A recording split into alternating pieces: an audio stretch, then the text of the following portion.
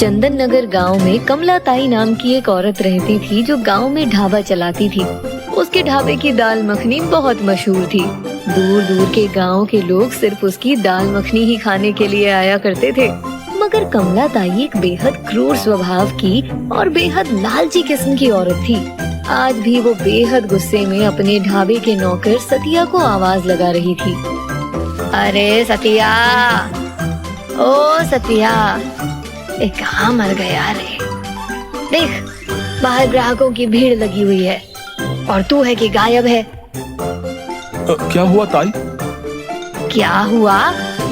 देख नहीं रहा, ग्राहक रोटी रोटी चिल्ला रहे हैं और तू उनकी आवाज सुनकर भी अनसुना कर रहा है। ऐसी बात नहीं है ताई, दाल में थोड़ा नमक कम था, बस वो डाल रहा था।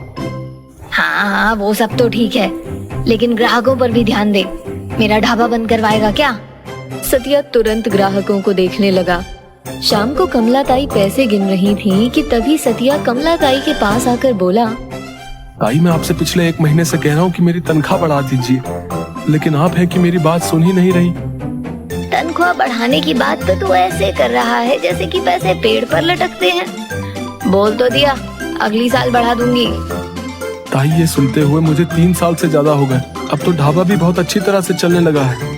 अब तो ग्राहक भी बहुत आने लगे हैं और मैं आपको शिकायत का कोई मौका भी नहीं देता।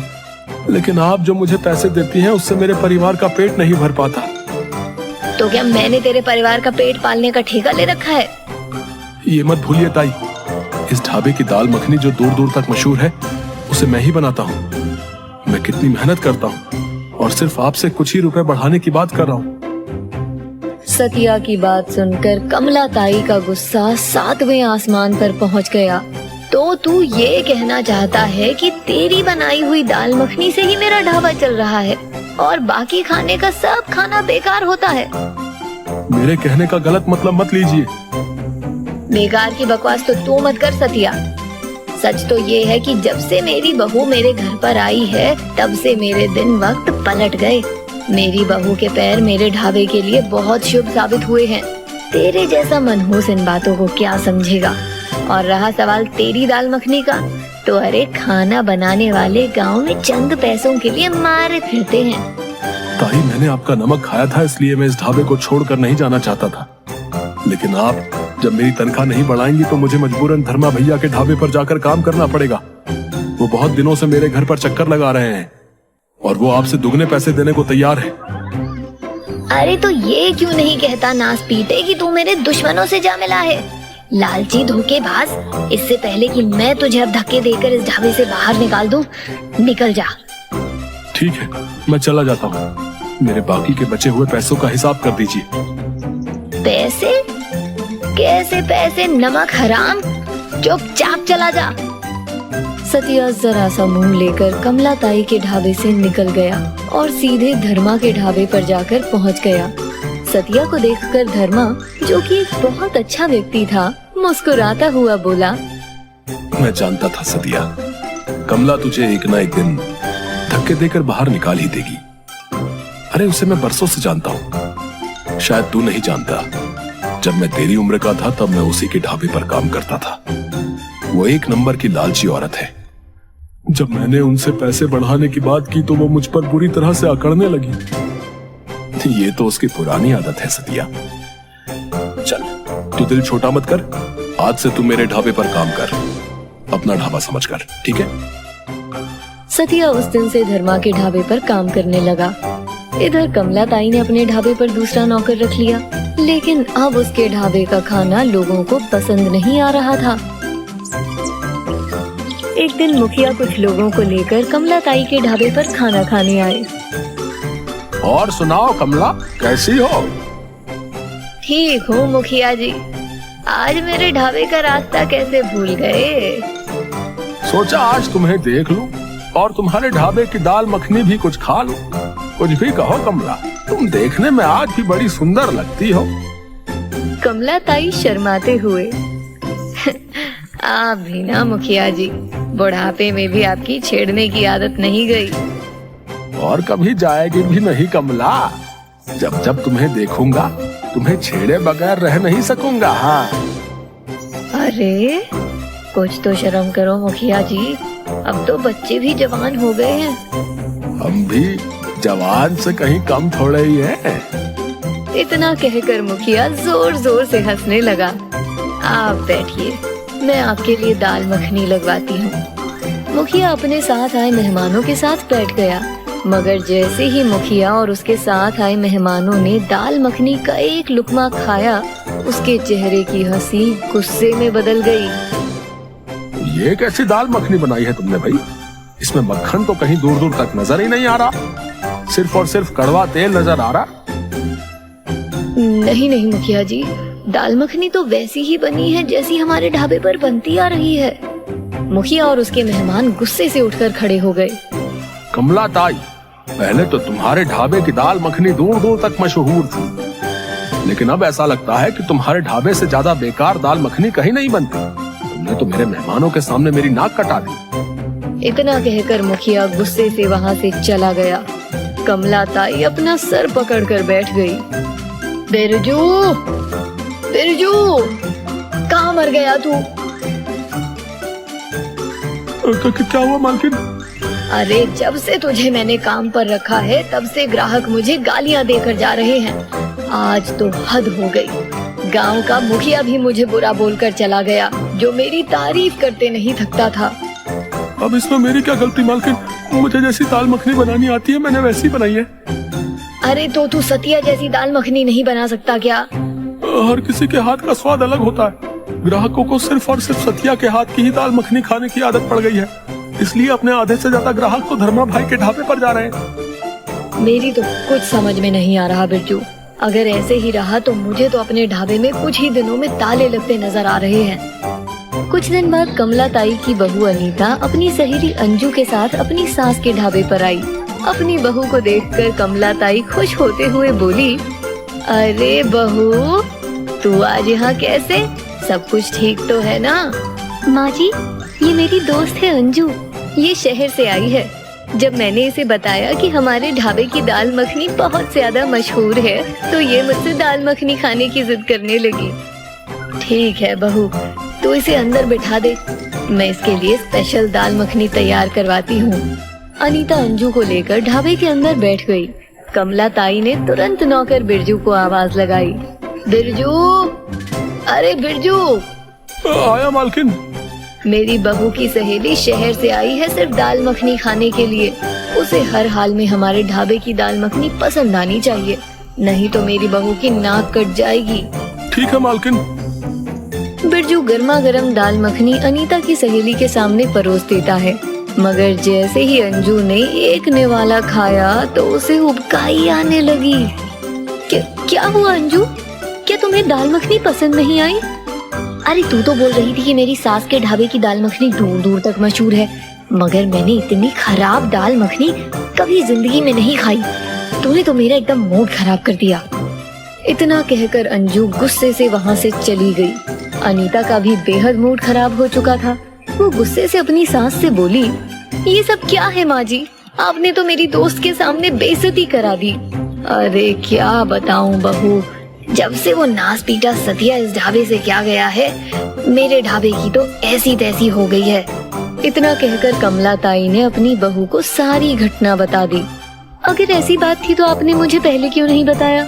माँ जी आप टेंशन मत लीजिए, मेरे पास इसका एक उपाय है। कैसा उपाय बहू?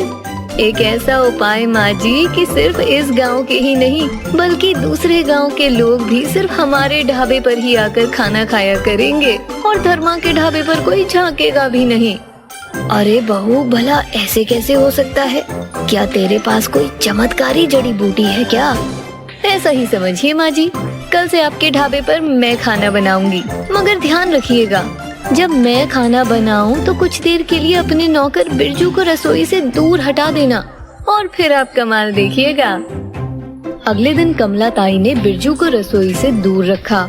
कमला ताई ने देखा कि अनीता ने खाना तैयार करने के बाद अपने पर्स से शीशी निकाल कर उसमें से 2-4 बूंदें दाल मखनी में डाल दी। बहू, ये क्या कर रही है तू? कहीं तो इसमें जहर तो नहीं मिला रही? नहीं माँ जी, ये एक नशीला केमिकल पाउडर है जिसे मैंने स्पेशली विदेश से मंगवाया है। अरे कहीं तो भांग की बात तो नहीं कर रही है? भांग के जमाने बहुत पुराने हो गए माँ जी। ये भांग से भी कहीं ज्यादा आगे है। इसे खाने के बाद ग्राहक 24 घंटे हमारी दाल मखनी के बारे में ही सोचेंगे। अब आप बिरजू को बुलाकर ग्राहकों को खाना लगवा दीजिए। मगर हाँ, याद रखिएगा माँ जी, इस बात का जिक्र भूले से भी किसी के सामने मत करना, क्योंकि ये कानून की नजर में अवैध है। अरे भाड़ में गया कानून, मुझे भला कानून से क्या मतलब, मुझे तो बस पैसों से मतलब है। लेकिन हाँ, मैं तेरी बात याद रखूंगी। मैं इस बात का जिक्र आईने में कभी अपने आप से भी नहीं करूंगी। उस दिन के बाद कमला ताई के ढाबे में भीड़ दिन ब दिन बढ़ने लगी। अब तो लोग अपने घर का खाना छोड़कर कमला ताई के ढाबे का खाना खाने के लिए आने लगे। उधर धर्मा के ढाबे पर सिर्फ एक ग्राहक खाना खाने के लिए आया। मैं सुना है तुम्हारे यहाँ दाल मखनी बहुत अच्छी बनती है। आपने बिल्कुल सही सुना। तो फिर देखते क्या हो भाई, बहुत जोरों से भूख लगी है, जल्दी से दाल मखनी लगाओ। वैसे मैं कमला ताई का ग्राहक हूँ, लेकिन वहाँ बहुत भीड़ है और मुझे भूख बहुत जोर से लगी है। सतिया उस ग्राहक को दाल मखनी लगा देता है, मगर दाल मखनी का एक निवाला खाने के बाद ग्राहक गुस्सा होकर बोला, ये दाल मखनी है या कचरा है? कैसी बात कर रहे हैं आप? बिल्कुल सही बात कर रहा हूँ। अब मेरी समझ में आया कि तुम्हारे ढाबे पर कुत्ते क्यों लौट रहे हैं। अरे इतनी बेकार दाल मखनी तो कोई कुत्ता भी नहीं खाएगा। मेरी ही गलती थी जो मैं यहाँ पर खाना खाने के लिए आ गया। इतना कहकर वो ग्राहक वहाँ से चला गया। समझ में नहीं आता धर्मा भाई, आखिर ये चल क्या रहा है? मेरे हाथ की दाल मखनी तो लोग बहुत पसंद करते थे, अचानक उन्हें इतनी नफरत होने लगी। कुछ समझ में नहीं आया। तभी वहाँ पर एक साधु आ गया। अलख निरंजन, बच्चा, बाबा को भूख लगी है, क्या कुछ बाबा को खिलाओगे? लेकिन खिलाने से पहले मैं एक बात बता दूं, बाबा के पास पैसे नहीं है, लेकिन हाँ, पेट भरने के बाद बाबा तुम्हें दुआएं बहुत देगा। बाबा, आपकी दुआओं की ही जरूरत है, क्योंकि हमारे ढाबे पर ताला लगने की नौबत आ गई है। चिंता मत कर, मैं आ गया हूं ना। जल्दी से गर्मा गर्म अपने ढाबे का सबसे पसंदीदा व्यंजन लगा दे। सतिया ने साधु के सामने अपनी बनाई हुई दाल मखनी रख दी। देखते ही देखते वो साधु सारी दाल मखनी रोटियों के साथ खाकर बोला, वाकई तेरी दाल मखनी बहुत स्वादिष्ट है रे। चिंता मत कर, बहुत जल्द तू तरक्की करेगा। अरे बाबा, कहाँ से तरक्की करूंगा? तरक्की तो इस वक्त कमला ताई कर रही है। उसके यहाँ की दाल मखनी हमारे यहाँ की दाल मखनी से कहीं ज्यादा बेहतर है। धर्मा की बात पर साधु मुस्कुराता हुआ वहाँ से चला गया और सीधा कमला ताई के ढाबे पर पहुँचा और कमला ताई की तरफ देखकर बोला, अलख निरंजन, बाबा को कुछ खाने को दे दे, लेकिन खाना देने से पहले एक बात ध्यान रखना, बाबा के पास पैसे नहीं हैं, लेकिन हाँ, दुआएं बहुत हैं। साधु की बात सुनकर कमला ताई का गुस्सा 7वें आसमान पर पहुंच गया। पैसे नहीं है तो फिर यहाँ पर क्यों ठूसने के लिए आ गया?